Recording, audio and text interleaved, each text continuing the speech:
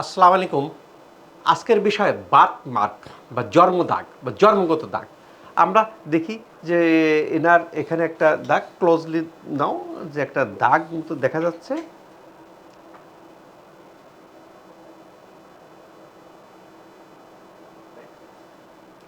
আমরা এই বার্থ মার্কটার ট্রিটমেন্টগুলো খুব অ্যাডভান্স টেকনোলজির মাধ্যমে, লেজারের মাধ্যমে চলতেছে। আমরা এক্সপার্ট ট্রিটমেন্ট শুরু করেন। আমরা বার্থ মার্কটা সম্পর্কে একটু বর্ণনা দিই, তার পরবর্তী স্টেজের ট্রিটমেন্টের পাশাপাশি আমরা, প্রিয় দর্শক, এখন ভালো করে লক্ষ্য করুন। ট্রিটমেন্টের পরে আবার আমরা দেখাবো যে এটাতে কেমন, যেহেতু বার্থ মার্কটাকে এখানে স্পেসটা ছোট, এক সেশনে খুব রিমার্কেবল চেঞ্জ আসবে বলে আমরা আশা করি ইনশাল্লাহ। বার্থ মার্ক বা জন্মগত দাগ আমরা যদি দেখে থাকি, এখানে যেটা দেখা যাচ্ছে যে আপনারা যারা দেখতে পাচ্ছেন হেমাংজিওমা।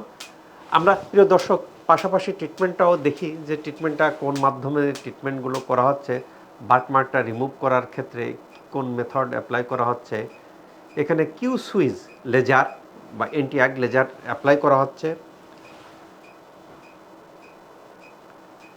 করতে থাকুক, বাই দিস টাইম আমরা করি যে এখানে, তবে এখানে কি, এটা কিন্তু দেওয়ার আগে এখানে বিভিন্ন রকম তার ফ্রিকোয়েন্সিগুলো অ্যাডজাস্ট করতে হয়। এটা কিন্তু দক্ষ হ্যান্ডস ছাড়া দিলে কিন্তু হিতে বিপরীত হতে পারে। আমাদের এখানে এক্সপার্ট যিনি যিনি ডাক্তার, এমবিবিএস ডাক্তার, আমাদের এখানে সব ট্রিটমেন্টগুলো এমবিবিএস ডাক্তার দিয়ে করানো হয়।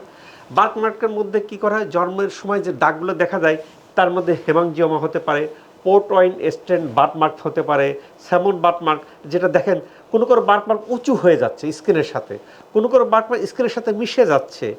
এই যে তো বার্থমার্কগুলো হয়, ডার্মাল মেলানোসাইট হলে কাফিওলেট বার্থমার্ক হতে পারে।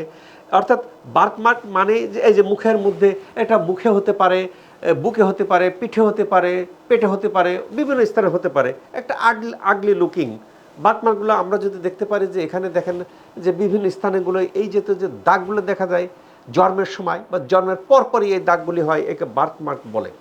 আমরা এরকম কারো পিঠে দেখি, কারো মুখে দেখি, কারোর শরীরের বিভিন্ন অংশে আমরা দেখি যে এই যে উঁচু হয়ে গেছে। আমরা মাঝে মধ্যে ট্রিটমেন্টের পদ্ধতিটাও আমরা দেখি যে হ্যাঁ, ট্রিটমেন্টগুলো তারা অ্যাপ্লাই করতেছে।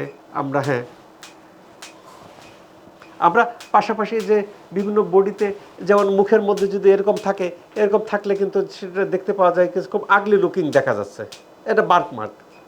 আমরা কারো কারো ক্ষেত্রে এটা দেখা যায়। তা এই বার্থমার্কগুলো কি, কেন ঘটে? বার্থমার্কগুলো সাধারণত দুই ধরনের হয়ে থাকে, একটা ভাস্কুলার হয়ে থাকে, একটা পিগমেন্টেড হয়ে থাকে। পিগমেন্টেড হলো কিন্তু মোল বা মেলানোসাইট পলিফারেশন হয়ে যায় এরকম বিভিন্ন স্থানে জন্মের সময় বা যেমন পরপরই। আর একটাকে ভাস্কুলার বা ব্লাড ভেসেল রিলেটেড বার্থমার্ক হয়ে যায়, হেমাংজিওমা এই জাতীয়।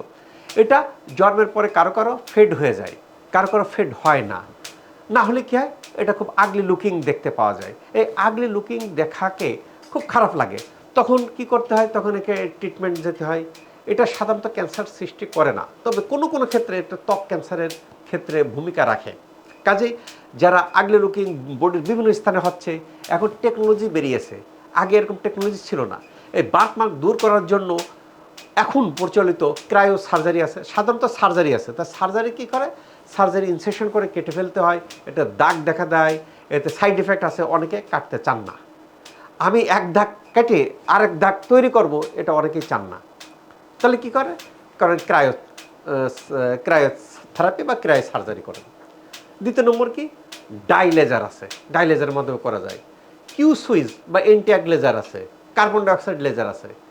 আমাদের এখানে পেশেন্টের ক্ষেত্রে যেটা অ্যাপ্লাই করা হচ্ছে, এটা হচ্ছে কিউ সুইজ বা অ্যান্টি-অ্যাগ লেজার মাধ্যমে আমাদের যে বার্থমার্ক, জন্মগত দাগ থাকে, অনেকে এর আগে নেভাস বলেন, হেমাংজিওমা বলেন, কাফিওলেট স্পট বলেন, যে যে নামে ডাকেন না কেন, এটা তার অবস্থান অনুসারে তার সেটাকে হাইলাইটেড নাকি ত্বকের সাথে মিশে যায়, এর উপর ভিত্তি করে এটা কি পিগমেন্টেড নাকি ব্লাড ভেসেল রিলেটেড, এর উপর করে এর করা হয়, এর নামকরণ করা হয়।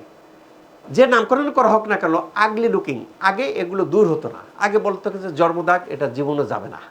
আমার মনে আছে ছোটোবেলায় থাকতাম যে ভাই এটা জন্মদাগ, এটা জীবনে যাবে না। বাট আধুনিক প্রযুক্তির যুগে যে প্রযুক্তি বেরিয়েছে এতে যত রকম দাগ আছে না কেন, হচ্ছে জন্মগত দাগ, বার্থমার্ক সব চলে যায়।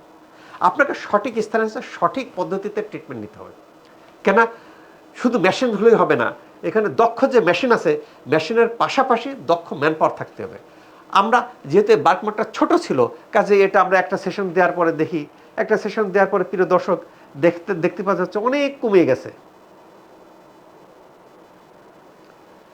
আমরা একটা সেশন দেওয়ার পরেই কিন্তু তার যেটা দেখতে পাচ্ছি যে প্রায় 50-60% তার ফেড হয়ে গেছে, বার্থমার্কের সেই ইয়েটা নাই।